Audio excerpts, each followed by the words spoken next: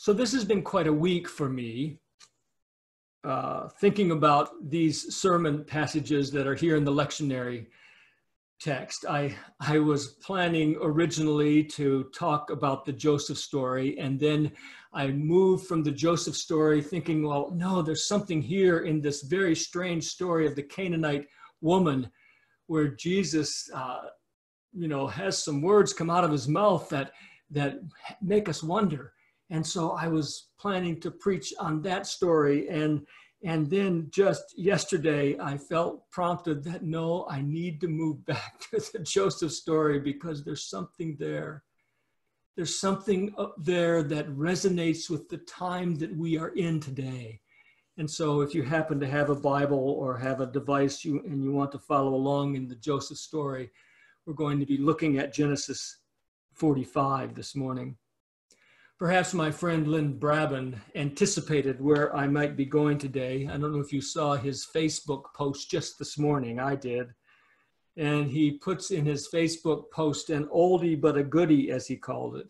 He said, a friend once teased me that when I told him how discouraged I felt, the friend said, cheer up, things could be worse.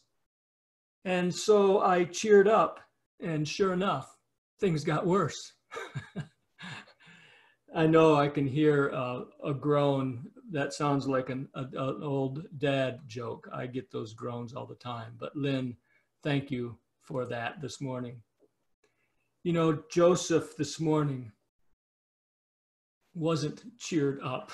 Joseph was in a state of a lot of things accumulating, like bookends of deep weeping. Joseph's story is enclosed by his weeping and his wailing. The passage opens with Joseph so overcome with emotion that the scripture says he's no longer able to control himself. And so he has to send everyone away except his brothers.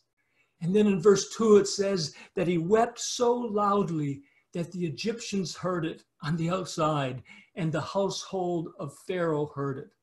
And then that passage concludes in verses 14 and 15 with Joseph and his little brother Benjamin, now two grown men, in a full embrace, weeping upon each other's neck. You know, as I speak and interact with people in these days, there's a sense of heaviness or weightiness that just can't be shaken. We are living in the midst of a time when for many there seems to be kind of an ominous cloud settling in over and around us and seemingly getting thicker and thicker by each grinding long day. We seem like we're limping our way through a global pandemic with no clear end in sight. We're living in a time when the perennial human-made barriers and tensions of race, ethnicity, gender, nationality seem to be at a heightened pitch. The binary thinking of social media and news outlets alongside the biting rhetoric of an election year seems to provide growing evidence of a deep-seated cultural anxiety in our time, in our day.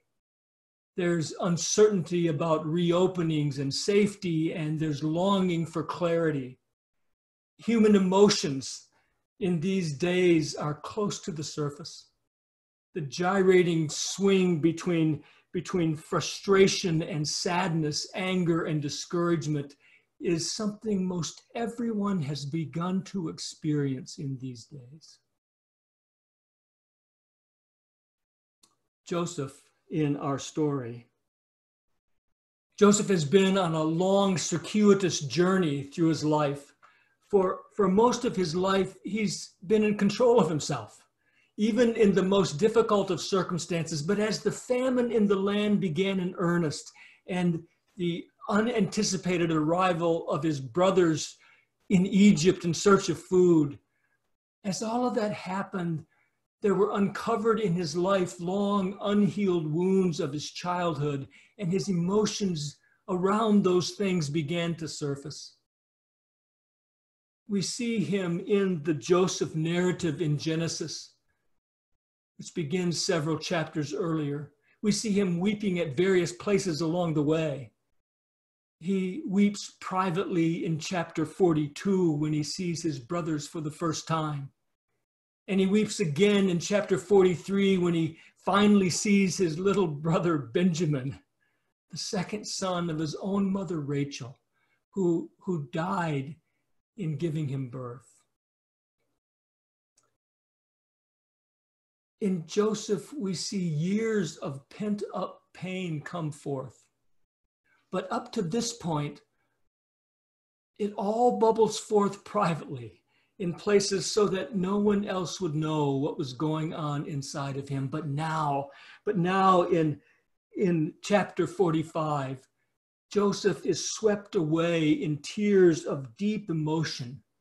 Tears of long years of sadness come bursting forth, tears of unanticipated reunion, tears of catharsis unabated come bubbling forth out of his eyes and out of his mouth. There's wailing and weeping.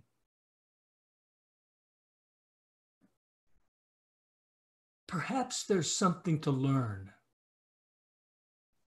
Perhaps there's something to learn from the pathos and the passion of Joseph's weeping in this story. Perhaps there's a model for us in the heaviness that we feel today. Perhaps there's a doorway to new possibilities for which lament, for which the deep weeping of body, mind, and spirit can become the threshold to newness and restoration in our lives. Perhaps our close to the surface tears and our sense of malaise in these days might just be a gift toward a way forward. That is my prayer today. For Joseph,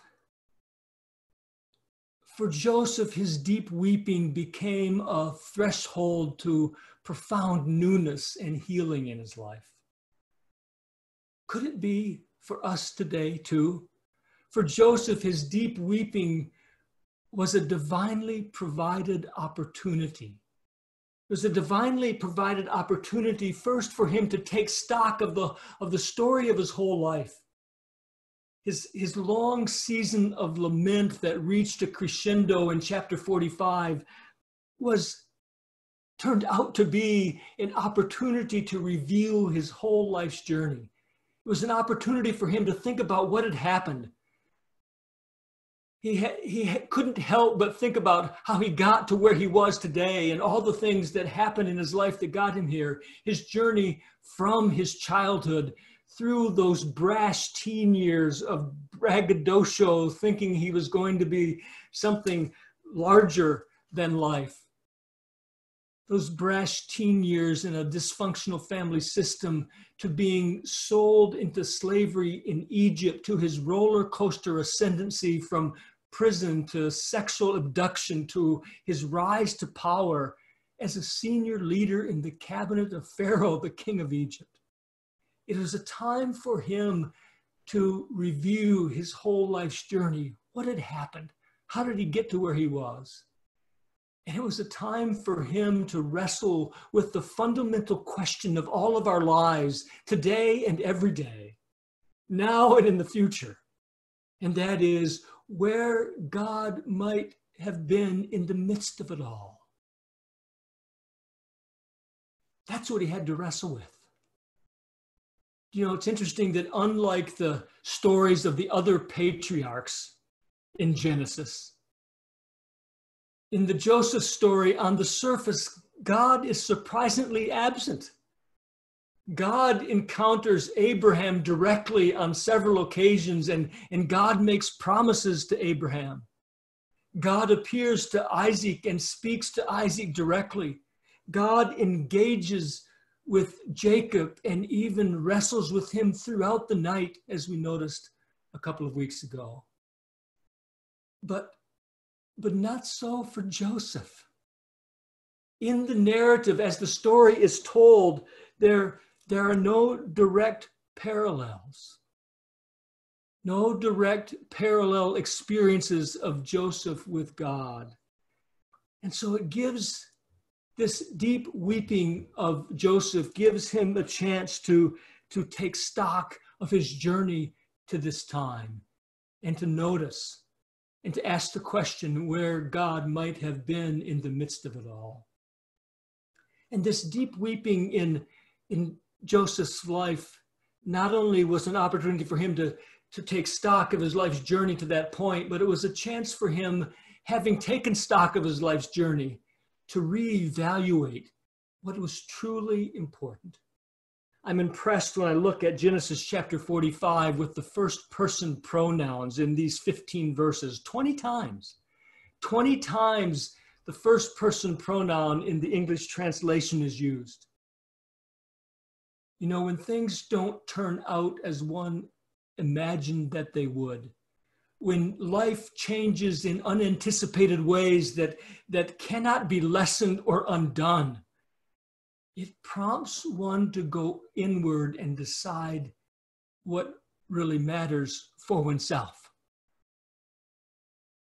And for Joseph to reflect on what was truly important in his life resulted in a couple of things.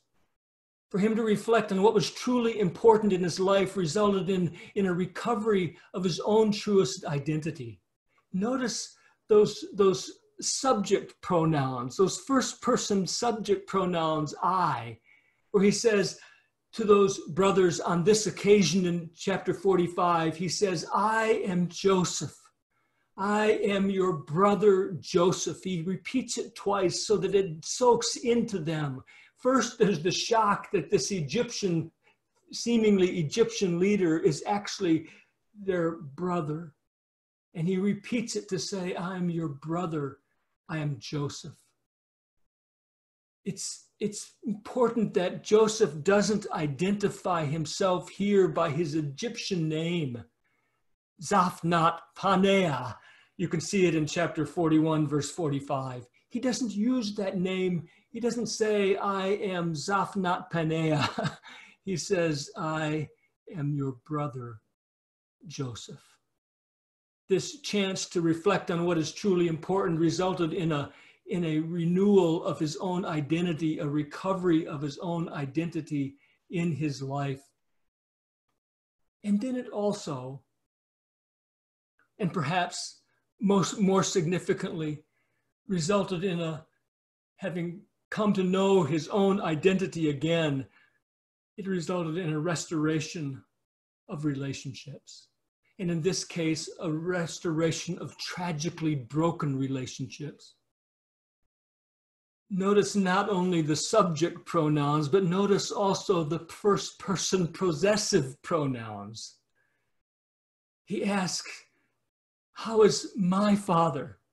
And he asks about my brother. He mentions my father 3 times. And he asks about his brother Benjamin and sees his brother Benjamin. He seeks intentionally to remove any barriers of relationship and to remove any secondary means of communication. The interpreters who had up to this point had been translating from Egyptian to Hebrew and Hebrew to Egyptian back and forth, the interpreters who had been translating are gone. And Joseph reiterates in verse 12, I'm speaking to you with my own mouth, not through a secondary means, not through a mediary, not through an interpreter. I'm speaking to you directly. Barriers are crumbling down in his life as he begins to take stock of what's actually important. To his brother's surprise, Joseph now addresses them in Hebrew, theirs and his native tongue. And then most importantly, as he takes stock of his story of his life and as he reevaluates what is truly important, this deep weeping that led to the restoration of relationships marked a dramatic transformation in Joseph's own life and the beginning of a transformation in the lives of his brothers. In the light of what was truly important, Joseph is now able to let go of some things that no longer seem important. Joseph no longer holds on to resentment for what his brothers had done to him so many years ago, but is ready and eager to forgive and restore his family. He moves in our story from speaking primarily as a person in authority to an outpouring of generosity as a brother and as a protector. And what we see in Joseph here, this humble, grace-filled, generous spirit of Joseph here is in direct contrast to some of his words that we read when he was a younger man. Joseph's transformation opened the door for true transformation to begin then in the lives of his brothers and their families, marking a pivotal point of the possibility of change after generations of dysfunction. Joseph's deep weeping allowed him to take stock of his life's journey. It allowed him to reevaluate what was truly important. And then it allowed him, it became the portal, the threshold for him to discover his true calling, to discover his life's vocation, to renew a sense of mission and find meaning in life. For Joseph, even though the story does not include direct interaction with God, Joseph is now unmistakably clear. He now recognized that God was never absent, but God was everywhere present. He says it over and over again in verses 5-7. Because you sold me here, for God sent me before you. God sent me before you to preserve you for a remnant on the earth. He continues to speak. It was not you who sent me here, but God. How can he unravel history like that? It almost sounds like revisionist history, but somehow Joseph is able now to see that in their wrong deeds, God was not absent. Though God did not cause any of the evils that occurred, God doggedly would not allow them to have the last word. Joseph realized that God was somewhere there, somewhere always there, down in the pit while awaiting his sale into slavery, that God was always there when he was in a foreign household as a servant, that God was always there with him in the long days in prison, that God was there before the royal court of Pharaoh. God had always been present. And out of that realization came a new recognition and embracing of the calling of God upon his life. And he had meaning and he had purpose. Deep lament for Joseph led to deep restoration and an unanticipated new future. And by the way, all of this occurs only 2 years in to a 7-year famine. There's 5 more years to go. And so today, as we set 5 or 6 months into a pandemic, could it be that there's a model here for us as we await an unknown future? Like Joseph, you may be feeling the weight of these days.